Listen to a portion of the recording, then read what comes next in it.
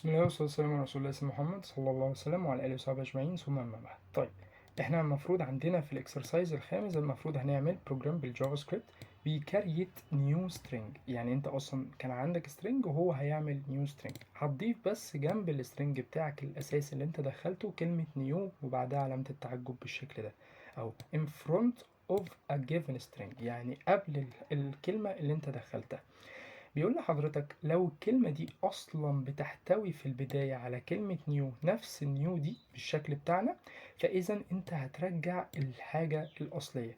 عكس كده يبقى أنت هتحط النيو بتاعتك دي. إذا كده لما نيجي نفكر أنا هتشيك الأول، هتشيك if مثلا الوورد اللي أنا هدخلها دي contains، يعني بتحتوي على الكابتن اللي اسمه نيو بالشكل ده.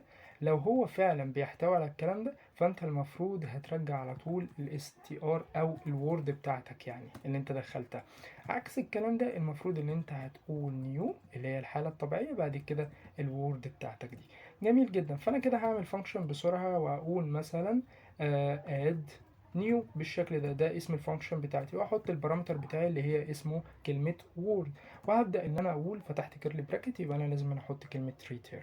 هبدأ ان انا تشيك if مثلا ان مثلا الوورد اللي انت حضرتك هتدخلها لي دي includes، يعني بتحتوي includes يعني بتحتوي على كلمة new بالشكل ده، من المفترض ان هي هترجع لي الوورد على طول. عكس كده لو هي مش بتحتوي فالمفروض في باكتك كده هتبدأ ان انت تحط النيو بالشكل ده وبعدها على طول الوورد بتاعتك. طيب انا هنا هشيل الكابتن ده اللي هي الكيرلي براكت عشان اشتغل بنظام الاكما سكريبت، واقول كونسول على طول كونسول دوت لوج للاد نيو، اد نيو بالشكل ده، واحط كلمة يوسف على طول، هيبدأ يحط لي نيو. طيب لو انا كنت حاطط نيو بالشكل ده اصلا فهو هيشيل النيو بتاعتي وهيبدأ يحط لي على طول الاسم بعدها كلمة او قبلها كلمة نيو.